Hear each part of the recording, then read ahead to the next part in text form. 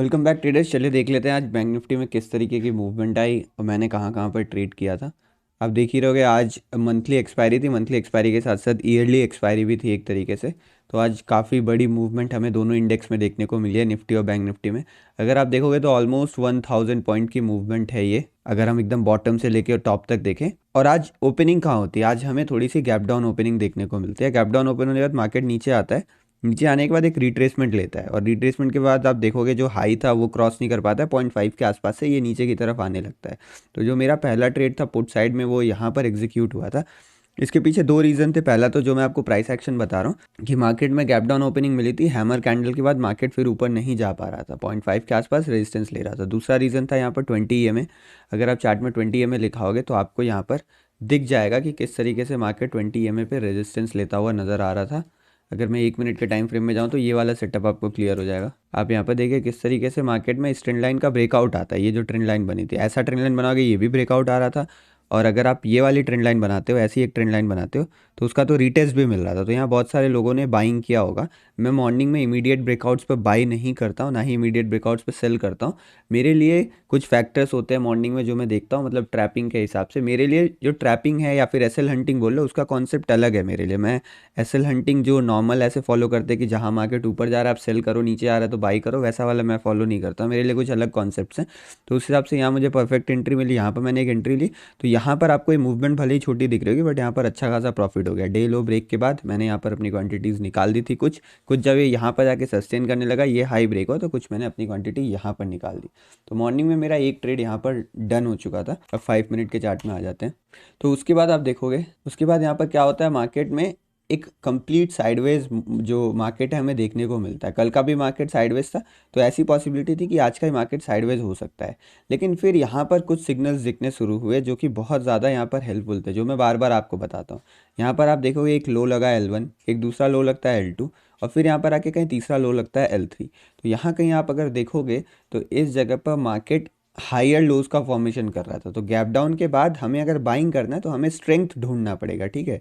और स्ट्रेंथ हमें यहीं से पता चलता है कि क्या मार्केट अपने प्रीवियस लोज को रिस्पेक्ट कर पा रहा है, क्या सेलर्स के पास इतनी ताकत है कि वो अपने प्रीवियस लो को टूटने से बचा पा रहे हैं। तो यहाँ से हमें पता चलता है कि कहीं ना कहीं स्ट्रेंथ है सेलर्स में अभी, जो धीरे धीरे सामने आ रही है। बट प्रॉपर स्ट्रेंथ आने के लिए हमें कोई प्रीवियस स्विंग हाई क्रॉस होने देना चाहिए।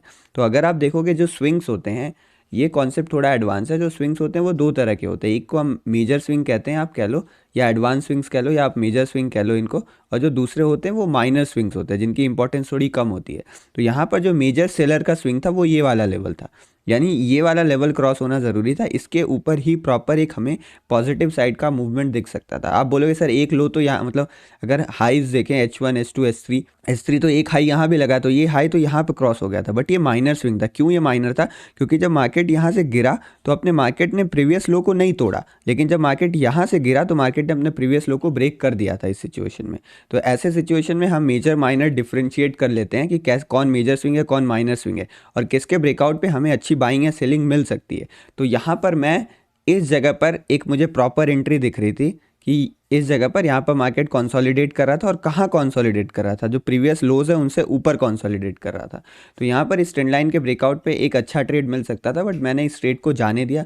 क्यों जाने दिया? क्योंकि मुझे कल का मार्केट याद था। कल के मार्केट में एक साइडवेज मूवमेंट देखने को मिली थी और मेरा मॉर्निंग में ठीक ठाक प्रॉफिट हो गया था। तो मैं यहाँ पर मार्केट को ज़्यादा ओवर प्रेडिक्ट करने की कोशिश नहीं कर रहा था कि मैं यहाँ पर एग्रेसिव ट्रेड लूँ और फिर कल की तरह जो मार्केट्स घूम रहे थे ट्रैप हो जाए, ठीक है। तो कुछ ना कुछ तो नेक्स्ट दिन से हम सीखने मिलता है, तो कल के दिन से मुझे यही सीखने को मिला था। तो कल के दिन का ख्याल रखते हुए मैंने यहाँ पर कोई एंट्री नहीं की। मेरे लिए प्लानिंग यही थी कि मेरे लिए इंपॉर्टेंट लेवल ये है, अगर ये ब्रेक करता है, इसके ऊपर मार्केट सस्टेन करता है तो I am bullish in market. तो उसके बाद मुझे बाइंग का ट्रेड ढूंढना था इस जगह पर। तो फिर यहाँ पर मार्केट आया इस जगह के आसपास यहाँ पर। तो अब मार्केट इस जगह आके होल्ड कर रहा था। ये कैंडल्स आप देखो, ये कैंडल्स देख के मुझे एकदम ऐसा लग रहा था कि पॉसिबिलिटी है कि यहाँ पर जो ये वाली ट्रेंड लाइन थी मार्केट इसके कहीं आसपास आके फिर ऐसा ही एक दिन क्लोज कर दे, जो ये कैंडल्स मैंने देखी यहाँ पर। क्योंकि इतनी बड़ी मूवमेंट के बाद मार्केट थोड़ा होल्ड करके निकल जाना चाहिए था, अगर निकलना होता तो। बट मार्केट यहाँ पर ट्रेडर्स का पेशेंस टेस्ट कर रहा था, क्योंकि आज मार्केट को बहुत बड़ी रैली करनी थी।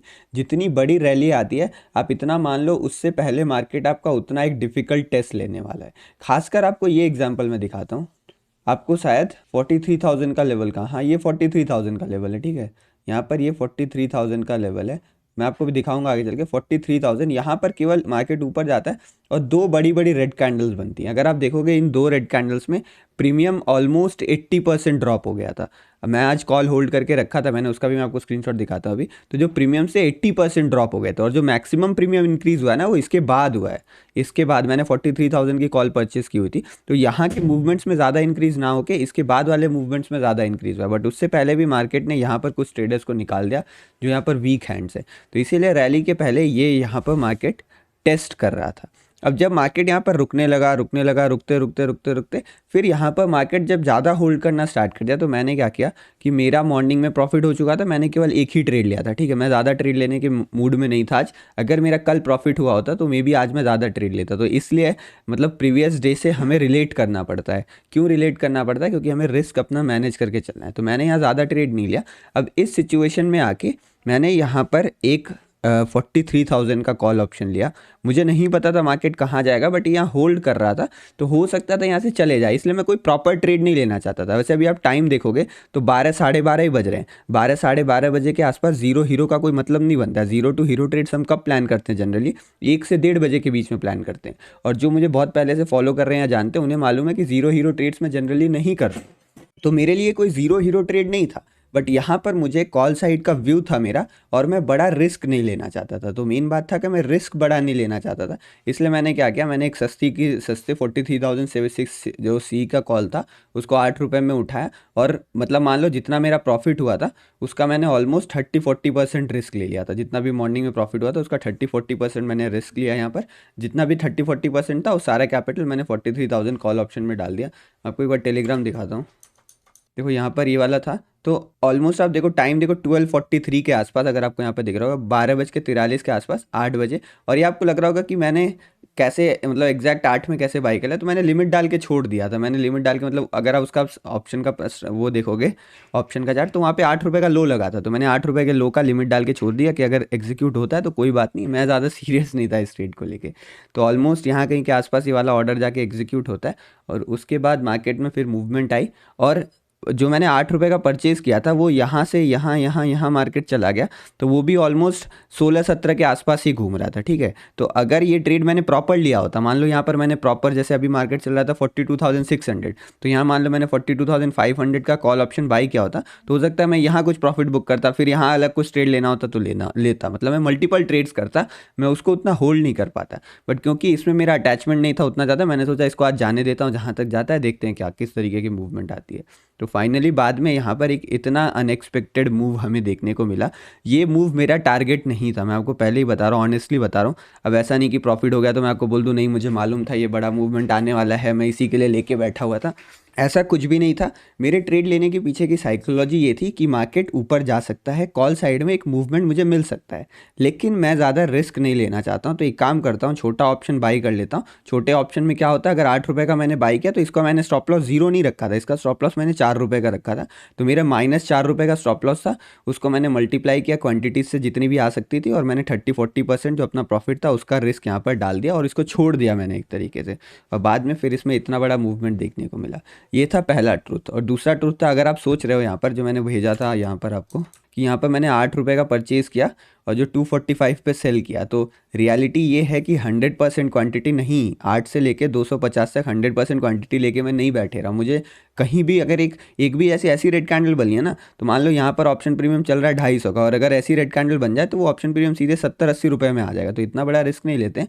बट आप मान लो कि ऑलमोस्ट 60-70% जो क्वांटिटीज़ थी वो मेरे फाइनल तक होल्ड करके रखी। 60-70 नहीं होगा और 60 के आसपास होगा, मैंने एग्जैक्ट परसेंटेज कैलकुलेट नहीं किया, बट 60% को मैं 8 से लेकर 250 तक के आसपास मैं होल्ड करके रखा था। तो इसीलिए आज बहुत बड़ा मूवमेंट मिल गया। कल के दिन लॉस हुआ था, वो लॉस भी कवर हो गया और एक बहुत अच्छा खासा प्रॉफिट, मतलब मेरा हाईएस्ट प्रॉफिट है अभी तक। अब आप बोलोगे सर प्रॉफिट तो बता दो, तो इसका कोई मतलब नहीं बनता है। आज तक मैंने ना अभी कभी अपना लॉस बताया ना कभी प्रॉफिट बताया। आप एक चीज़ से सीख सकते हो, वो है मेरा ऑर्डर बुक, वो मैं सेंड करते रहता हूँ। कभी आप देखोगे ये वाला जो है वो ज़ीरोधा का स्क्रीनशॉट नहीं है, ये एक दूसरा ट्रेडिंग प्लेटफॉर्म है जो शून्य है। उसका है शून्य बाय फिनविशिया। तो बेसिकली मेरे पास बहुत सारे रिक्वेस्ट आते थे, सर आप हमारा प्रमोट कर दो, हमारा प्रमोट कर दो। तो इसलिए मैं खुद पहले ट्राई कर लेना चाहता हूँ। तो अभी मैं ब्रोकर टू ब्रोकर घूम रहा हूँ, ठीक है, यहाँ पर। इसलिए जो मेरा मेन अकाउंट काइट में है उसमें ट्रेड नहीं कर रहा हूँ, फंड्स निकालता हूँ वहाँ से, दूसरे में डालता हूँ, उसको ट्राई करता हूँ, फिर वहाँ से निकाल के दूसरे में डालता हूँ। कुछ दिन बाद जब काइट में शिफ्ट हो जाऊँगा तो रेगुलर भेजते रहूँगा मैं स्क्रीनशॉट वहाँ पर भी। तो आज का हमारा ये पूरा प्लान था। अब आज के दिन के बाद मार्केट ये क्लियर हो गया जो मैं आपको बोल रहा था कुछ दिनों से, हमें जो डाउट हो रहा था, हमें क्या डाउट हो रहा था। अच्छा हाँ, किसी ने पूछा था सर 20x कैसे हुआ पैसा, वो बता दो आप। तो 8 रुपये की चीज़ अगर यहाँ पर 250 हो जाती है तो वो 20x के आसपास हुआ ना, 20 गुना के आसपास हो गया यहाँ पर वो। तो हर दिन ऐसा नहीं होता है। आपको देखो बेसिकली कल मतलब ये वाला कल वाला दिन था, कल के बाद के दिन में आज मेरा कोई एग्रेसिव ट्रेड लेने का प्लान भी नहीं था, मैंने आपको पहले ही बताया। तो ये हर दिन नहीं होगा कि अब नेक्स्ट थर्सडे को ऐसा पॉसिबिलिटी है ना कि बहुत ज़्यादा साइडवेज हो जाएगा। ये मार्केट इसी तरीके से हमारे साइकोलॉजी से प्ले करता है। क्यों? क्योंकि आज बहुत सारे नए लोगों ने देखा होगा 20 की चीज़ 200 होते हुए, 20 की चीज़ 400 होते हुए, 20 की चीज़ तो ऑलमोस्ट 400 के आसपास चली गई होगी। तो ये जो बड़े बड़े मूवमेंट्स है ये लोगों ने देखा होगा और उनको पता है कि एक्सपायरी के दिन ऐसी मूवमेंट आती है। इन्होंने ऐसा कॉन्क्लूजन बना लिया अपने मन में। तो ये कॉन्क्लूजन उनको अगले दिन ऐसे जीरो हीरो ट्रेड्स लेने में फोर्स करेगा, तो फिर अगले दिन वो फंस सकते हैं यहाँ पर। तो ये ध्यान रखिएगा कि नेक्स्ट जो थर्सडे है उस दिन तो मैं बड़ा जीरो हीरो का कोई ट्रेड प्लान करूंगा ही नहीं, क्योंकि अगर आज मार्केट मूव किया है तो ये प्रोबेबिलिटी बहुत ज़्यादा बढ़ जाती है कि नेक्स्ट थर्सडे को मार्केट इतना ज़्यादा मूवमेंट आपको नहीं देने वाला है। अब बात कर लेते हैं हम कल के बारे में कि कल यहाँ पर किस तरीके की मूवमेंट आ सकती है। उसके लिए हमें यहाँ पर 15 मिनट के चार्ट में चलना पड़ेगा। तो अब देखिए एक चीज़ यहाँ पर मार्केट ने क्लियरली हमें बता दिया है कि जो ये वाला मूवमेंट था या फिर जो बेयरिश मूवमेंट था वो मार्केट का एक ट्रैप था, जो भी मान लो एक रिट्रेसमेंट था, आप जो भी मान लीजिए। अब मार्केट फिर अपने जर्नी में निकल गया है ऊपर की तरफ। तो अब हमारे लिए जो ट्रेंड है वो कहीं ना कहीं साइडवेज टू बुलिश रहेगा, ठीक है। अब तक वो साइडवेज टू बेयरिश था, लेकिन अब वो साइडवेज टू बुलिश हो जाएगा। तो अगर हमें कहीं पर कॉल बाई करने का मौका मिलता है तो हम उसमें थोड़ी एग्रेसिव प्लानिंग कर सकते हैं, और अगर हमें मौका नहीं मिलता है तो फिर हम यहाँ पर साइडवेज ट्रेड्स प्लान करेंगे कि मार्केट साइडवेज रहेगा फिर धीरे धीरे ऊपर जाएगा, ठीक है। लेकिन यहाँ पर जो शार्प गिरने वाले ट्रेड्स हैं उसको अब हम थोड़ा कम प्लान करेंगे, क्योंकि ऐसे मूवमेंट्स के बाद देखो पहली चीज़ तो क्या है, कल का दिन साइडवेज रह सकता है। तो कल के दिन मैं ज़्यादा ट्रेड में ध्यान नहीं दूंगा, आज का जो प्रॉफिट है उसको भी ऑब्जर्व करने की ज़रूरत है। और प्लस कल मेरा आत्मनिर्भर ऑप्शन बाइंग कोर्स के लाइव बैच है तो वहाँ पर बिजी रहूँगा मैं। तो कल मैं बेसिकली ज़्यादा ट्रेड नहीं करूँगा या नहीं ही ट्रेड करूँगा एक तरीके से, ठीक है। तो कल के दिन भी अगर बड़ा मूवमेंट आ गया तो देखेंगे लाइव क्लास में, कुछ मन किया तो ट्रेड कर लेंगे, नहीं तो एज सच मैं कुछ बड़ा ट्रेड नहीं करने वाला हूँ कल के दिन। और कल के दिन मूवमेंट भी साइडवेज रह सकते हैं। क्यों? क्योंकि आज मार्केट बहुत ज़्यादा ट्रेंडिंग था और हो सकता है अगला दिन आपको एक साइडवेज दिन मिल जाए या छोटा सा इनसाइड कैंडल मिल जाए इसके अंदर पे। तो ध्यान रखिएगा, ज़्यादा वोलेटिलिटी होगी तो कम क्वांटिटी से ट्रेड करेगा। वैसे भी फ्राइडे है, ऑप्शन बायर के लिए ज़्यादा कुछ फ्राइडे को होता नहीं है। तो कल के लिए हमारी एनालिसिस सिंपल यही है, ऊपर के लिए एक लेवल है 43,614, उसके आसपास एक रेजिस्टेंस फेस करता है। अगर इस रेंज में कहीं ओपन होता है, यहाँ कहीं बीच में कहीं भी ओपन होता है गैप डाउन थोड़ा सा, तो आप बाइंग का ही प्लान करेगा। मॉर्निंग में सेलिंग का प्लान बिल्कुल मत करेगा, बाइंग का प्लान करेगा। बट अगर यहाँ से बहुत बड़ा गैप डाउन ओपन होकर नीचे गिरने लगता है तो आप मान लो एक शार्प सेलिंग आ सकती है थोड़ी सी। क्यों? क्योंकि यहाँ पर लोग पैनिक कर जाएंगे, जो इतनी बड़ी बाइंग हुई है आखिर गैप डाउन क्यों हुआ है यहाँ पर, ठीक है। तो बड़ा गैप डाउन में होगा, गैप डाउन तो कल होने वाला है, इसके ज़्यादा चांसेस है। बट वो छोटे गैप डाउन हो तो बहुत अच्छा है, वो यहाँ तक हो चलेगा, यहाँ से फिर मार्केट रिकवर कर लेगा। बट ज़्यादा ही नीचे हो गया, यानी 43,000 के नीचे कहीं ना कहीं अगर ओपन होता है तो मामला वहाँ थोड़ा गड़बड़ हो सकता है, उस चीज़ का ध्यान रखिएगा। ऊपर के लिए 43,600 और उसके बाद फिर ये वाले लेवल्स ओपन हो जाएंगे 43,900, 44,000 और फिर टॉप ऑल टाइम हाई तो है ही हमारे पास। अगर मार्केट ऑल टाइम हाई के पास फिर जाता है तो फिर मोमेंटम स्लो हो जाएगा। तो ऐसे स्लो मार्केट से वैसे फिर आपको देखने मिलेंगे, तो उसके लिए तैयार रहिएगा। यहाँ पर देखो मार्केट नीचे आया तो थोड़ी वोलेटिलिटी आई यहाँ पर। तो ये था हमारा आज का एनालिसिस। आई होप आपको अच्छा लगा होगा। कुछ दिनों में आपके लिए एक बहुत बड़ी अनाउंसमेंट आने वाली है, अगर कोई गेस कर सके तो अच्छा ही है, तो फिर उसको बाद में बताएंगे। चलिए ठीक है, मिलते हैं नेक्स्ट वीडियो में। धन्यवाद।